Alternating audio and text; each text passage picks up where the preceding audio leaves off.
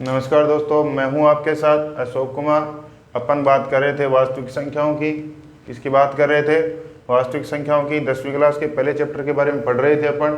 तो अपन ने क्या क्या पढ़ लिया था?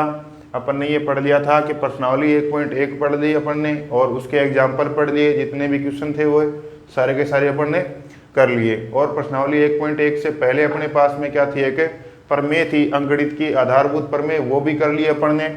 अब क्या करते हैं? 1.2 की बात करते हैं। प्रश्नावली कौन सी की? 1.2 की बात करते हैं। और उससे पहले मैं किसकी बात करूंगा?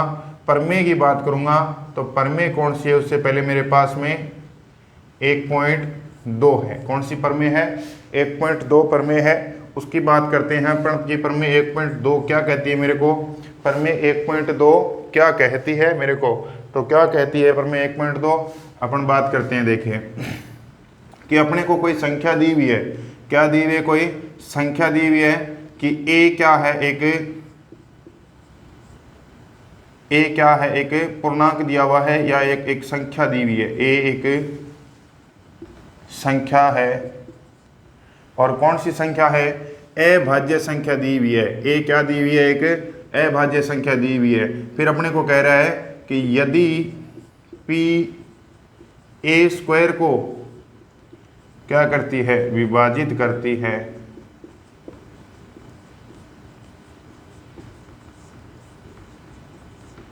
यदि क्या करती है? p a स्क्वायर को विभाजित करती है, तो p a को भी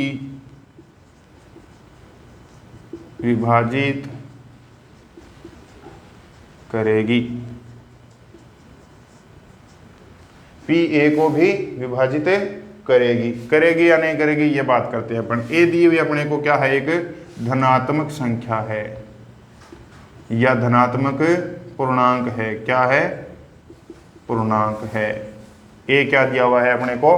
कि a जो है वो धनात्मक पूर्णांक है या फिर धनात्मक संख्या है। फिर अपने को कह रहा है कि यदि p a स्क्वायर को क्या करती है? विभाजित करती है। p किसको विभाजित करती है? a स्क्वायर को क्या करती है? विभाजित करती है। तो फिर क्या कह रहा है अपने को? तो p किसको विभाजित करेगी? a को भी विभाजित करेगी। ये किस में काम में लेते हैं अपन?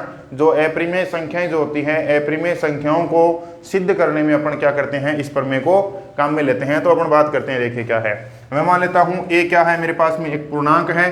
तो मैं क्या लिखूंगा कि a के जो अभाज्य गुणनखंड है, a के क्या है? मैं मान लेता हूं यहां कि माना a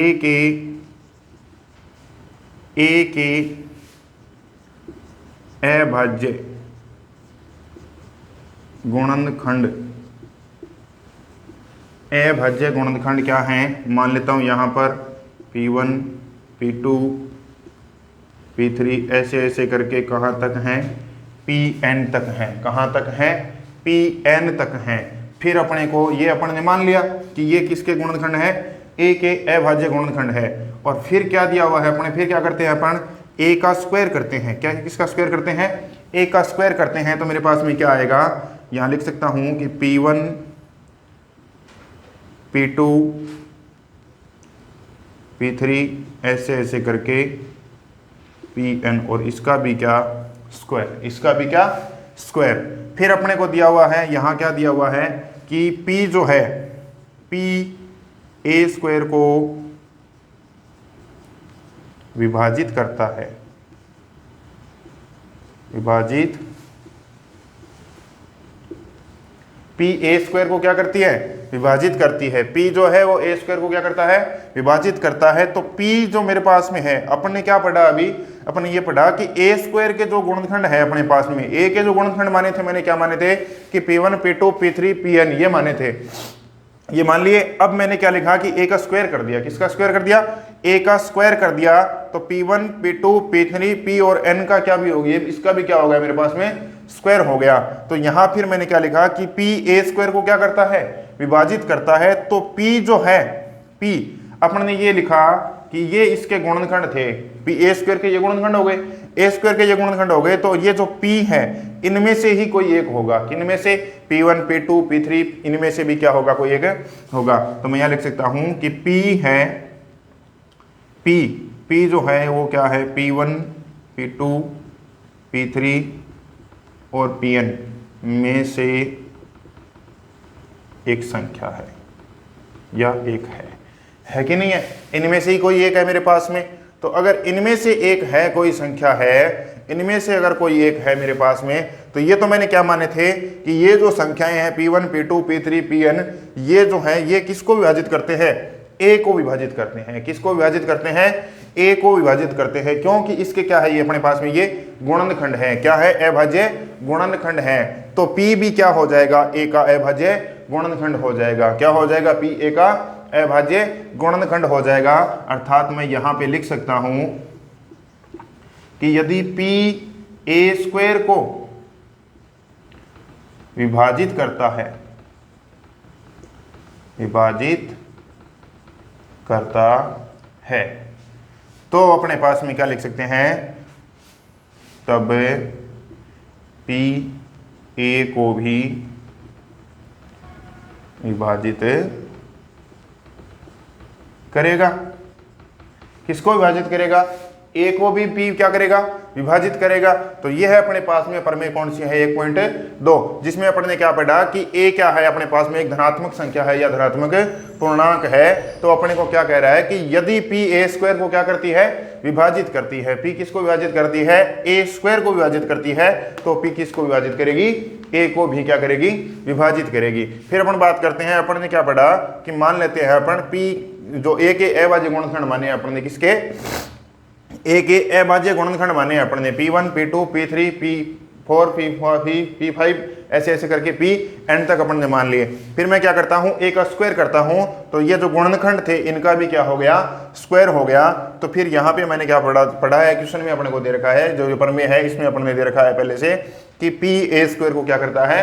विभाजित करता है। अगर P A स्क्वायर को विभाजित करता है तो P किनमें से होगा मेरे पास में? कि इनमें से ही तो होगा, इनका ही तो स्क्वायर क्या है। तो P किस में से होगा? P1 P2 P3 Pn में से क्या होगा? कोई एक होगा। तो अगर इनमें से कोई एक होगा मेरे पास में P, किसमें से? P1 P2 P3 Pn, इनमें से कोई एक होगा, तो क्या होगा मेरे पास में कि ये जो P1 P2 P3 ये माने हैं अपन ने, ये क्या माने हैं कि ये तो A को विभाजित करते हैं। किसको विभाजित करते हैं?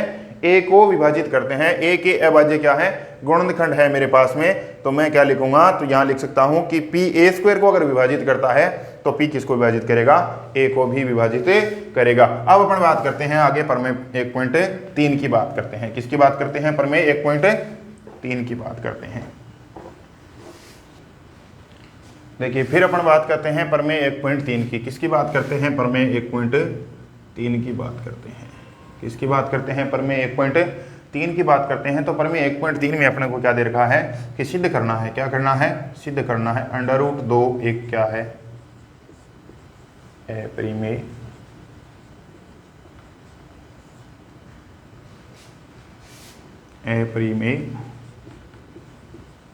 संख्या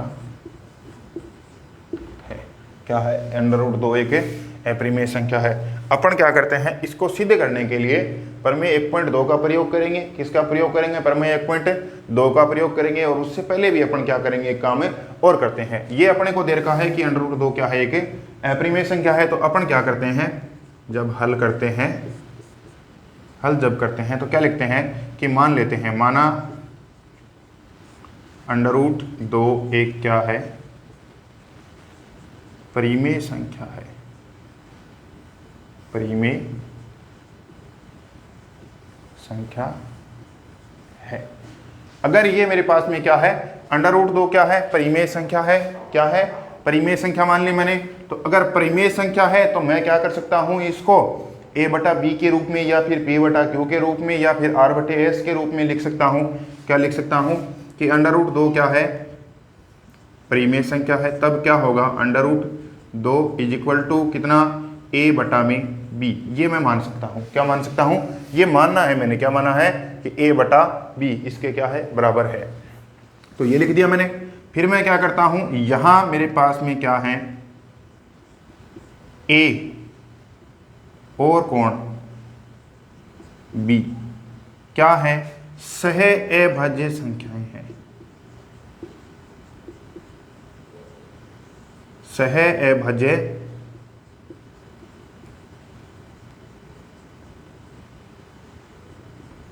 संख्याएं हैं। अब सह अभाज्य संख्याएं क्या होती है? सह अभाज्य संख्याएं क्या होती है कि दोनों की दोनों क्या होनी चाहिए? अभाज्य संख्याएं होनी चाहिए। दोनों की दोनों क्या होनी चाहिए? अभाज्य संख्याएं होनी चाहिए। मतलब कहने का ये हो गया कि दोनों में क्या नहीं होना चाहिए? कोई उभयनिष्ठ गुणनखंड नहीं होना चाहिए। दोनों में क्या नहीं होना चाहिए? उभयनिष्ठ गुणनखंड नहीं होना चाहिए। अगर ये सह अभाज्य संख्याएं हैं तो इनमें क्या नहीं है?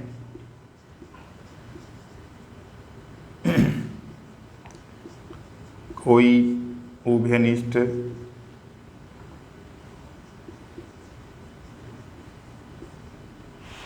गुणनखंड नहीं है। उभयनिष्ठ गुणनखंड नहीं है। इनमें क्या नहीं है? कोई उभयनिष्ठ गुणनखंड नहीं है। तो फिर मैं बात करता हूं, देखिए किसकी बात करता हूं। √2 दे रखा है, यहां इसको दे देता हूं 1 नंबर समीकरण। अब क्या करता हूं? समीकरण 1 का क्या करता हूं? वर्ग कर लेता हूं। समीकरण 1 का वर्ग करने पर क्या कर लेता हूं? समीकरण 1 का वर्ग कर लेता हूं तो मेरे पास में यहां क्या आएगा कि ये तो हो गया √2 का वर्ग कर दिया मैंने, कितना हो गया, और ये हो गया a/b का स्क्वायर। तो यहां मेरे पास में कितना आया? ये हो गया 2 और ये क्या आया? a²/b² आ गया। तो मैं यहां से क्या लिख सकता हूं? इसको ये लिख सकता हूं, क्या लिखता हूं इसको? b को इधर लेके आता हूं, इधर वाली साइड में लेके आता हूं, तो यहाँ लिख सकता हूं 2b² = कितना? a²। कितना? a² हो गया। फिर यहाँ क्या करता हूं? 2b² बराबर में कितना है? a² है मेरे पास में। 2b बराबर कितना है? a² दे रखा है मेरे पास में। यहाँ कितना दे रखा है? a² दे रखा है। तो मैं a² को क्या मान लेता हूँ? यहाँ c मान लेता हूँ। क्या मान लेता हूँ? c मान लेता हूँ। देखिए करते हैं अपन, अभी क्या करते हैं? इसको करते हैं। इसको क्या मान लेता हूँ? c मान लेता हूँ। 2b² बराबर में कितना लिख देता हूँ? ये है, इसको मान लेता हूँ कितना? c मान लेता हूँ। 2b² को क्या? c बराबर कितना? a²। ये अपन ने अभी पढ़ा था, पर मैं 1.2 में पढ़ा था कि a² जो है किसके बराबर है? c के बराबर है। तो ये c जो हो गया किसका हो गया? a² का गुणनखंड है। क्या है? c जो है a² को क्या करेगा? विभाजित करेगा। और c a² को अगर विभाजित करता है मेरे पास में तो किसको विभाजित करता है? a को भी विभाजित करेगा। फिर यहाँ बात करते हैं, अपन ने क्या लिखा कि 2b² कर यहाँ लिख दिया कि 2b² बराबर क्या है? c है। 2b² बराबर में क्या है? c है मेरे पास में। तो यहाँ भी क्या हो गया कि जो c है ये किसमें है? किस में आएगा? b में भी आएगा। किस में आएगा? b का भी क्या आएगा? एक गुणनखंड आएगा। किसका आएगा? ये b का भी गुणनखंड हो गया। और किसका गुणनखंड हो गया मेरे पास में? a का भी गुणनखंड हो गया। तो ये दोनों में मेरे पास में क्या आ गया? कॉमन आ गया। दोनों में क्या आ गया?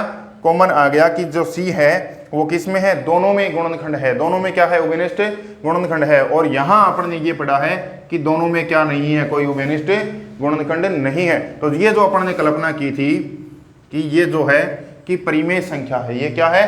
परिमेय संख्या है। अगर परिमेय संख्या कब होगी मेरे पास में? जब इनमें क्या होगा?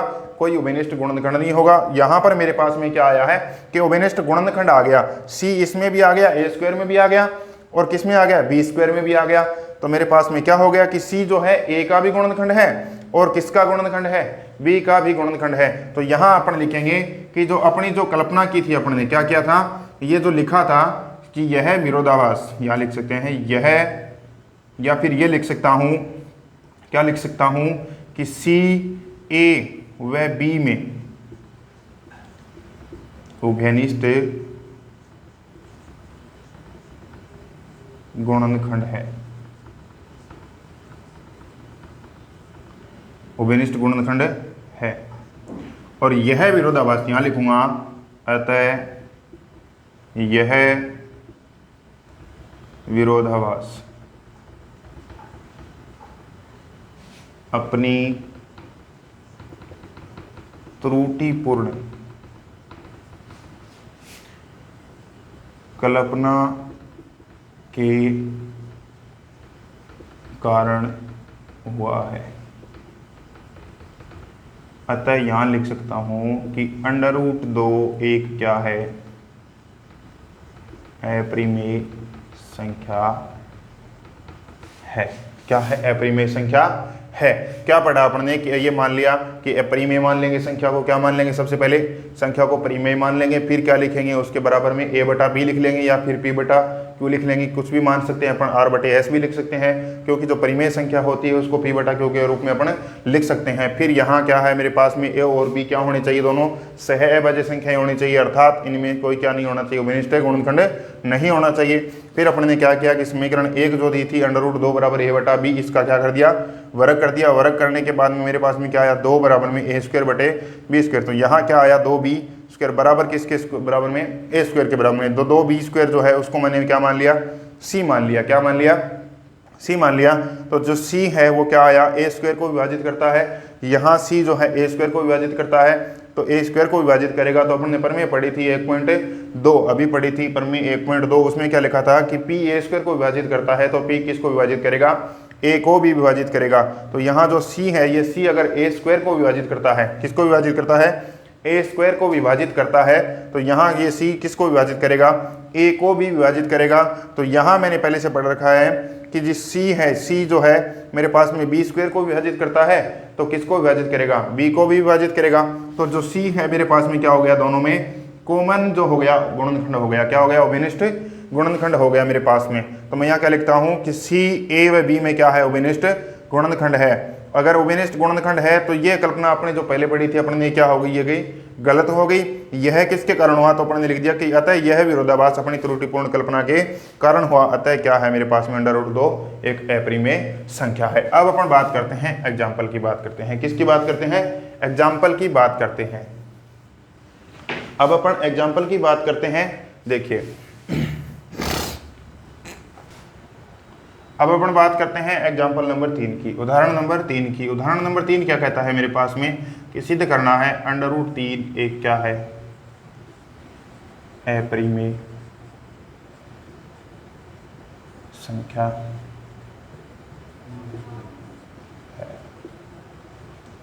√3 क्या है, एक अपरिमेय संख्या है। ये अपने को क्या करना है, सिद्ध करना है। तो अभी अपन ने जो काम किया था पहले प्रमेय में 1.3 में काम किया था, वही काम करना है।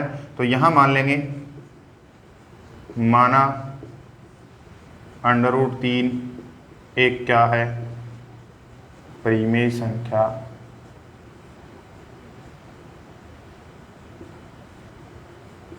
है। क्या है, परिमेय संख्या है। साथ में भी क्या मान लेंगे अपन, तथा √3 बराबर a बटा b, जहां क्या है, a व b सहअभाज्य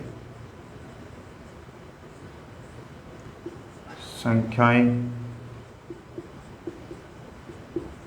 सहअभाज्य का मतलब जान गए अपन क्या, कि सहअभाज्य संख्याएं कौन सी होती है, जिनमें क्या नहीं होना चाहिए, अभिनिष्ट गुणनखंड नहीं होना चाहिए।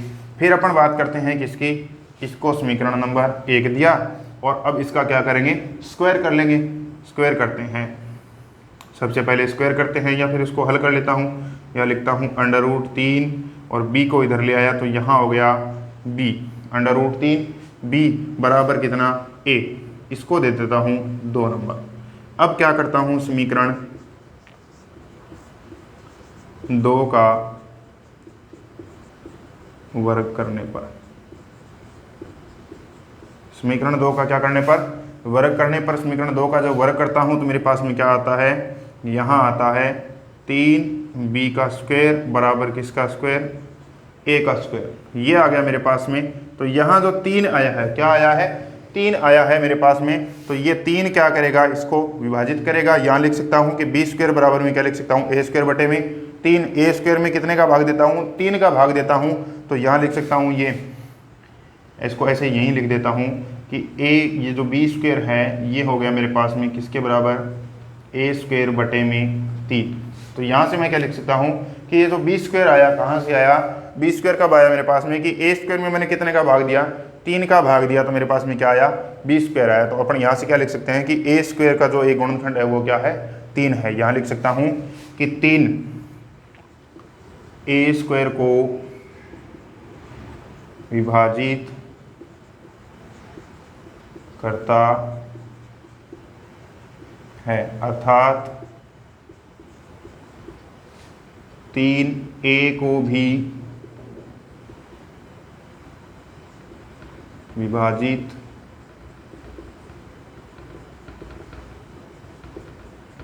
करेगा। 3 को इसको विभाजित करेगा, a को भी विभाजित करेगा। 3 अगर a स्क्वायर को विभाजित करता है तो 3 किसको विभाजित करेगा, a को भी विभाजित करेगा। तो मैं यहाँ एक चीज और मान लेता हूँ, यहाँ क्या करता हूँ, a स्क्वायर जो है अगर 3a को विभाजित करता है तो मैं यहाँ क्या लिख सकता हूँ, a के बराबर में जो a स्क्वायर है ये मेरे पास में, इसको a स्क्वायर a के बराबर में क्या लिख सकता हूँ, तब माना a बराबर कितने c, 3c मान लेता हूँ मैं। क्या मान लेता हूँ, a बराबर में 3c मान लेता हूँ और ये जो मान है मेरे पास में यहाँ रख देता हूँ। तो यहाँ रखता हूँ तो मेरे पास में क्या आता है, 3b का स्क्वायर बराबर कितना, 3c का स्क्वायर। 3c का स्क्वायर आ गया तो 3c का स्क्वायर कितना हो गया, 9c स्क्वायर और बराबर में कितना, 3b स्क्वायर हो गया। तो यहाँ से 3 जो है इधर जाएगा तो यहाँ क्या बचेगा मेरे पास में, यहाँ बचेगा कि b का स्क्वायर बराबर कितने, 3c स्क्वायर, ये बच गया। तो यहाँ मैं क्या लिख सकता हूँ, इसको जब हल करता हूँ मेरे पास में, तो हल करता हूँ मैं यहाँ लिख सकता हूँ क्या कि b स्क्वायर बटे में कितना, 3, तो बराबर कितना, c का स्क्वायर। अब क्या लिख सकता हूँ कि ये c स्क्वायर क्यों आया मेरे पास में, कि जब मैंने क्या किया, b स्क्वायर में कितने का भाग दिया, 3 का भाग दिया। b स्क्वायर में कितने का भाग दिया, 3 का जब मैंने क्या दिया, भाग दिया, तो मेरे पास में क्या आया, c स्क्वायर आया। तो यहाँ क्या आया मेरे पास में कि 3 का जब भाग देता हूँ b स्क्वायर में तो क्या आता है, c स्क्वायर आता है। अर्थात 3 जो है किसको विभाजित करता है, b स्क्वायर को क्या करता है, विभाजित करता है। 3 किसको विभाजित करता है, b स्क्वायर को। यहाँ लिख सकता हूँ कि 3b स्क्वायर को विभाजित करता है, तब 3b को भी विभाजित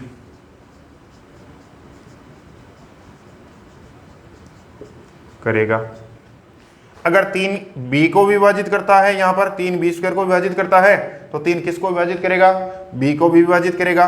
और यही चीज यहाँ पर अपने पास में क्या कि 3 अगर किसको विभाजित करता है, ये a स्क्वायर को विभाजित करता है, 3 किसको विभाजित करता है, a स्क्वायर को विभाजित करता है, तो 3 किसको विभाजित करेगा, a को भी विभाजित करेगा।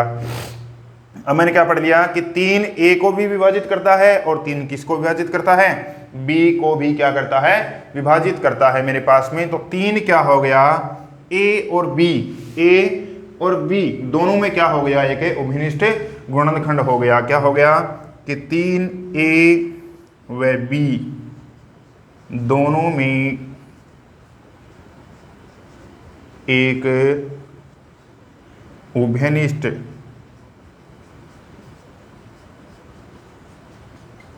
गुणनखंड है। उभयनिष्ठ क्या है, गुणनखंड है मेरे पास में। क्या है, उभयनिष्ठ गुणनखंड है। तो अगर उभयनिष्ठ गुणनखंड है तो क्या होगा कि अपने पहले तो ये पढ़ा है कि ये दोनों क्या हैं, a और b दोनों क्या हैं, सह अभाज्य संख्याएं हैं। अर्थात इनमें क्या नहीं है, दोनों में कोई उभयनिष्ठ गुणनखंड नहीं है। और अब अपन ये पढ़ रहे हैं कि ये क्या है, दोनों उभयनिष्ठ गुणनखंड है इनमें। तो मैं यहाँ क्या लिख सकता हूँ, यहाँ क्या लिख सकता हूँ कि a और b दोनों में क्या नहीं है, उभयनिष्ठ गुणनखंड है। तो अपन ने पहले ये पढ़ा था कि उभयनिष्ठ गुणनखंड है ही नहीं। तो अपन ने जो कल्पना की थी वो क्या है, अपनी गलत है। यह किसके कारण हुआ है, अपने विरोधाभास त्रुटिपूर्ण कल्पना के कारण हुआ है। तो अपन यहाँ क्या लिख सकते हैं कि √3 एक क्या है, अपरिमेय संख्या है। अपरिमेय संख्या है, अपरिमेय संख्या है।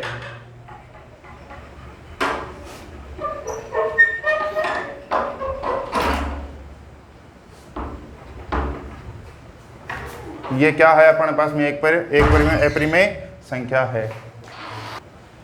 अब अपन बात करते हैं उदाहरण नंबर 4 की। किसकी बात करते हैं, उदाहरण नंबर 4 की बात करते हैं। तो उदाहरण नंबर 4 में क्या दिखा है, दे रखा है अपने को। उदाहरण नंबर 4 में ये दे रखा है कि 5 - √3 क्या है, एक अपरिमेय संख्या, अपरिमेय संख्या है। तो तो अपन क्या करते हैं, अपने को ये दे रखा है कि तो 5 तो अपन ने पढ़ा है कि 5 क्या होता है मेरे पास में परिमेय होता है और √3 क्या होता है अपरिमेय होता है, अभी अपन ने पढ़ा है। तो इससे पहले अपन एक बात कर लेते हैं कि कक्षा जो 9 थी अपने पास में 9वीं क्लास में अपन ने ये पढ़ा था कि जो ये परिमेय संख्याएं होती है, क्या होती है, परिमेय संख्याएं होती हैं। तो परिमेय में से अगर अपरिमेय अपन घटाते हैं या फिर परिमेय और अपरिमेय संख्याओं का जो होता है क्या घटाव और जो जोड़ होता है मेरे पास में, ये क्या होता है, हमेशा अपरिमेय होता है। और जो परिमेय संख्याओं का, परिमेय और अपरिमेय संख्याओं का गुणनफल और भाग, ये भी क्या होता है, हमेशा अपरिमेय होता है। तो अगर अपन इसको सिद्ध करते हैं तो ये बात करते हैं। इससे पहले देखिए क्या लेते हैं, ये मान लेंगे कि माना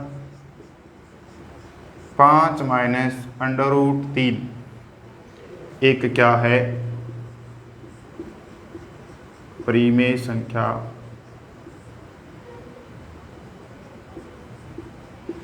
परिमेय संख्या है।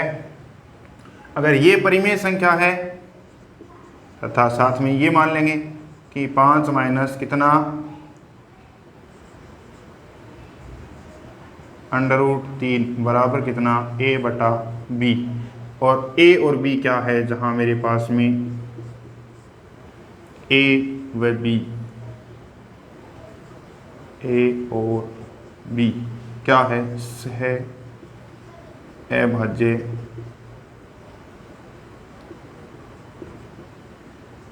संख्याएं हैं। क्या है, सह अभाज्य संख्याएं हैं। तो फिर मैं क्या करता हूं, अगर ये सह अभाज्य संख्याएं हैं तो इनको मैं क्या करता हूं, एक बार पुनर्व्यवस्थित करता हूं।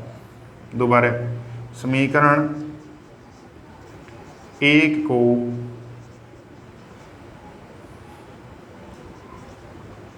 पुनः व्यवस्थित करने पर, पुनः व्यवस्थित करते हैं तो अपने पास में क्या आता है, मेरे पास में क्या लिखता हूं, यहां लिख देता हूं √3 और फिर क्या लिखता हूं, 5 माइनस a/b, 5 माइनस कितना a/b। √3 को मैं क्या ले गया, इधर वाली साइड में ले गया और इसको क्या ले आया, इधर वाली साइड में ले आया। तो मैंने क्या लिख दिया कि √3 किसके बराबर होगा, 5 माइनस a/b। यहां अपन बात करते हैं किसकी, इसकी, इतने की। तो 5 मेरे पास में कौन सी संख्या है, परिमेय संख्या है। और a/b ये भी क्या है मेरे पास में, a और b अगर क्या है मेरे पास में सह अभाज्य संख्याएं हैं तो ये क्या है मेरे पास में, a/b क्या है, परिमेय संख्या है। क्या है, परिमेय संख्या है। तो यहां लिख सकता हूं कि यदि a व b पूर्णांक हैं तो a/b, या फिर लिखता हूं कि 5 माइनस a/b क्या है, एक परिमेय संख्या है, परिमेय संख्या है। अगर ये मेरे पास में परिमेय संख्या है तो ये भी क्या होगी, मेरे पास में परिमेय संख्या होगी। तो यहां लिख देता हूं अतः √3 क्या है, परिमेय संख्या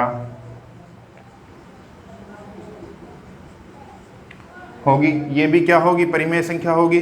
और ये अपन ने पहले भी पढ़ा है कि √3 क्या है मेरे पास में, अपरिमेय संख्या है। क्या है, अपरिमेय संख्या है। तो √3 यहां तो मेरे पास में क्या आ रहा है कि ये परिमेय संख्या है, और यहां पहले अपन ने पढ़ा है, अपन ने पहले से सिद्ध किया है कि √3 क्या है मेरे पास में, एक अपरिमेय संख्या है। तो यह जो विरोधाभास है अपनी क्या हुआ कि त्रुटिपूर्ण कल्पना के कारण हुआ। यह विरोधाभास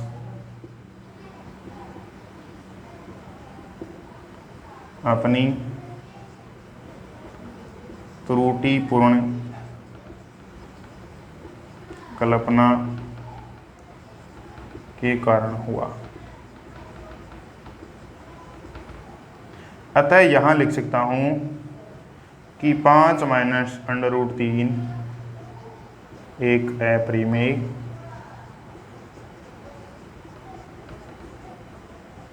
संख्या है।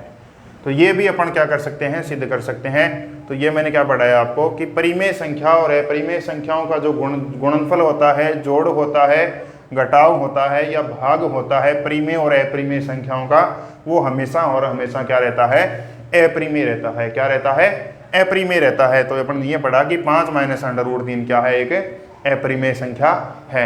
आज के लिए इतना ही। अगर वीडियो आपको पसंद आया हो तो वीडियो को लाइक, शेयर एंड सब्सक्राइब जरूर करें। धन्यवाद।